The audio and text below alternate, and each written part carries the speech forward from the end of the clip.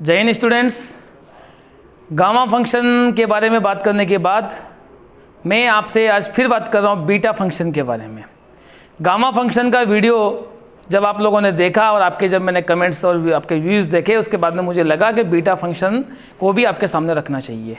तो gamma function और beta function ऐसे दो टॉपिक हैं जिनको हम लोग डिग्री बीएससी और बीटेक वाली मैथ्स से लेकर हम लोग आते हैं एनडीए एनए की एग्ज़ाम में क्लियर करने के लिए। या यूँ बोलें कि ये सिलेबस में नहीं है, 11-12 के सिलेबस में इसका डिस्कशन हम लोग नहीं करते हैं बीटा फंक्शन और गामा फंक्शन का। पर कहीं ना कहीं डिग्री से ये चीज़ हम लोग उठा के लेकर आए हैं, तो इसका फ़ायदा हमको एनडीए एनए एग्ज़ाम में होगा ये सोचकर। हम पहले बात करते हैं बीटा फंक्शन एक्चुअल है क्या।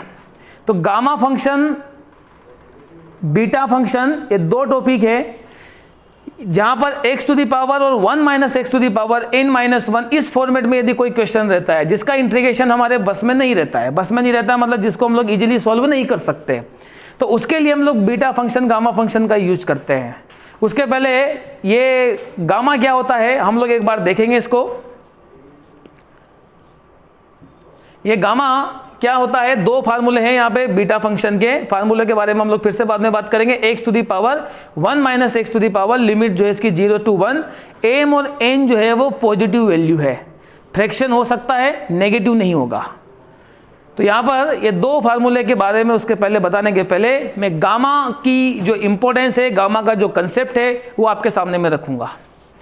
गामा यानी कि गामा बताने के पहले मैं आपको और क्लियर करूँगा फैक्टोरियल n। फैक्टोरियल n को हम लोग n इस टाइप से भी लिखते हैं।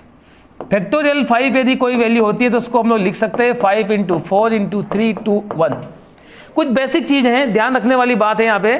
बेसिक चीज़ों में ये है कि गामा, जो ये गामा का जो साइन दिख रहे हैं आप लोग, ये गामा का साइन है, ये गामा के रिलेशन फैक्टोरियल से नहीं है। फैक्टोरियल कंप्लीटली अलग है फ्रॉम गामा के वे से। बट यहाँ पर मुझे आपको ये गामा क्लियर करने के लिए फैक्टोरियल के बारे में बताना पड़ेगा, इसलिए मैं ऐसी चीज़ आपके सामने बता रहा हूँ। इसलिए इस बात का ध्यान रखें आप लोग कि गामा फंक्शन और बीटा फंक्शन दोनों अलग अलग चीज़ें थी, अलग अलग ही रहेगी। तो फैक्टोरियल n फैक्टोरियल 5 यानी कि 5 4 3 2 1, तो यहाँ पर 5 से स्टार्ट होता है। यदि मान लो ये गामा 5 होता, जो नोटेशन फैक्टोरियल का है वैसे नोटेशन गामा के लिए है, तो ये एक कम से स्टार्ट होता है यानी कि 4 3 2 1। यदि आपने गामा 4 लिखा तो ये हो जाएगा 3 2 1। मान लो गामा 10 लिखा आप लोगों ने तो ये हो जाएगा 9 8 7 6 5 4 3 2 1। इस टाइप से चीज़ें आ सकती है समझ में आप लोगों को कि जैसे फैक्टोरियल 0 की वैल्यू 1 होती है, फैक्टोरियल 1 भी 1 होता है। सिमिलरली उसी टाइप से गामा 1 भी 1 होता है, गामा 0 इन्फिनिटी होता है। ये कैसे होता है हम कभी जब डिग्री में पढ़ेंगे तब डिस्कस करेंगे सही इसका। तो फिर जैसे ये n+1 है, इसमें n+1 को बाहर करेंगे हम लोग। ये जैसे इस फॉर्म में हो सकता है क्वेश्चन ये कि ये 5 है, इसको हम लोग लिख सकते हैं 5+1 या 4+1। 4+1 को बाहर करेंगे हम लोग तो ये 4 आगे जाएगा, अंदर भी बचेगा आपका 4। सिंप्लीफाई करके देखें, 5 का मीनिंग होता है हमारे लिए 4 3 2 1। ये हो जाएगा 4 की जगह 4, गामा 4 की जगह हो जाएगा 3 2 1। तो 4 3 2 1 4 3 2 1, ये दो चीज़ें आपके सामने हो गई, यानी कि LHS और RHS इस टाइप से इक्वल होता है। कहीं ना कहीं आपको ऐसा लगेगा कि ये सब नई चीज़ है क्या। थोड़ा सा मैंने अपने को जनरली एक आदत होती है गामा को और फैक्टोरियल को कंपेयर करने की, तो वैसे ही कुछ कर रहे हैं। Gamma n+1 equal two factorial n+1। बच्चों को कंफ्यूज करने के लिए कई बार ऐसा क्वेश्चन दे दिया जाता है n+1, या इसको हम लोग ऐसा समझ लें n+1 फैक्टोरियल। तो इसको आप लिख सकते हैं n+1 फैक्टोरियल को ऑलरेडी n+2 फैक्टोरियल। गामा एक ज़्यादा एक कम, यहाँ पर दोनों में से चीज़ें रहती है।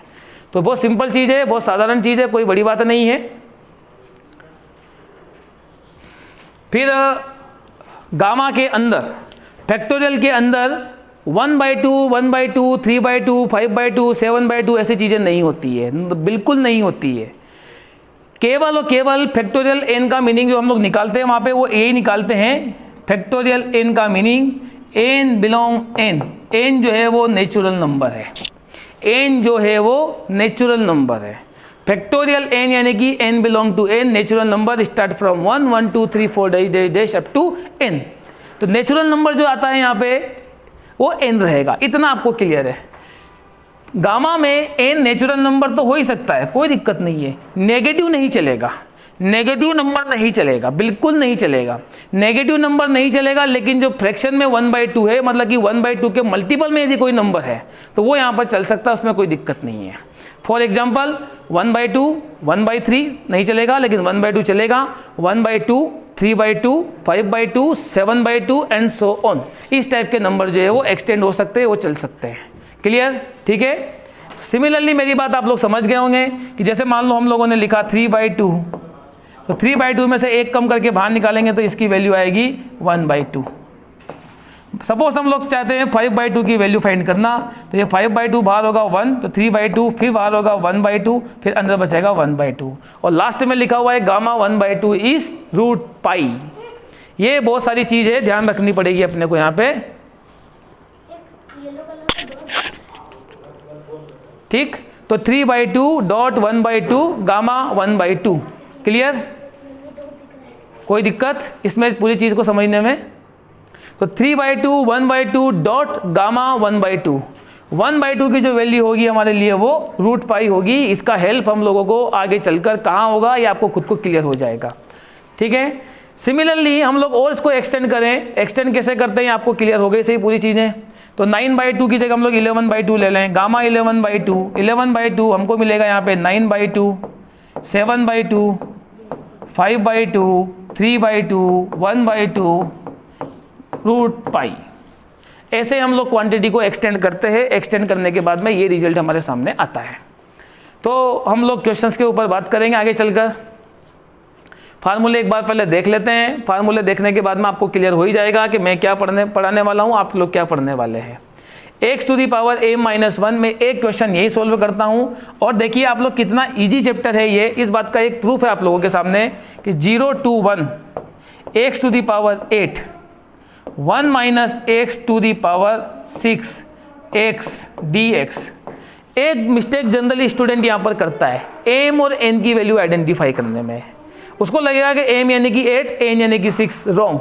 आप फॉर्मेट देखिएगा कि फॉर्मेट कैसा है, m-1, तो इस 8 को आप लोगों को लिखना पड़ेगा 9-1, यानी कि ये क्वेश्चन हमारे लिए बनेगा 0 to 1 x⁻9-1। ध्यान दीजिएगा सब लोग यहाँ पे, 8 की जगह इससे कंपेयर करने के लिए, इस फॉर्मेट में जाने के लिए 8 की जगह हम लोग लिखेंगे 9-1, 1 - x होल पावर 6 यानी कि n-1, तो ये 7-1 आ जाएगा और dx हो जाएगा। m और n की वैल्यू रिस्पेक्टिवली 9,7 होगी। यहाँ पर 9,7 होगी, इसका मतलब ये हुआ कि ये 8 ही लिख रहे हैं हम लोग, लेकिन 8 यानी कि m 9 होगा तब जाके वो 8 आएगा पावर में। सिंपल है, गामा को सोल्व कर देंगे हम लोग। यहाँ पे m की जगह gamma 9, gamma 7 divided by m + n यानी कि 9 + 7 16, ये आंसर आपका आ जाएगा। आपने यहाँ पर ना तो कोई इंटीग्रेशन करा, ना ही कोई स्पेशल फार्मूला यूज करा, ट्रिग्नोमेट्री ना ही कोई यूज करी हम लोगों ने यहाँ पे, ना ही कुछ कंसिडरेशन, सब्स्टिट्यूशन, फाइनाइट इंटीग्रेशन, कुछ नहीं करा। केवल डिग्री का ये फार्मूला लाने से, बीटा फंक्शन लाने से हमारा इंटीग्रेशन का इतना हेल्प हो रहा है, ये बात ध्यान रखना है अपने को। गामा 9 को मैं अपनी जगह लिख रहा हूँ, क्यों लिख रहा हूँ आप समझ ही जाएंगे। 7 हो जाएगा 6, 5, 4, 3, 2, 1 डिवाइडेड बाई गामा 16 यानी कि 15, 14, 13, 12, 11, 10, 9, गामा 9। समझ में आ गया होगा आप लोगों को मैंने ऐसा क्यों लिखा। गामा 9 मैंने क्यों लिखा, 9 की जगह मैं लिख सकता हूँ 8, 7, 6 अप टू n, ताकि ये कैंसिल हो जाए इसके साथ में, इसलिए। उसके बाद में कैंसलेशन बहुत ध्यान से करें, इसका जनरली मिस्टेक होती है। मैं बार बार एक ही चीज़ बोलता हूँ आप लोगों को, मिस्टेक होती है, नंबर फ्री में चले जाता है।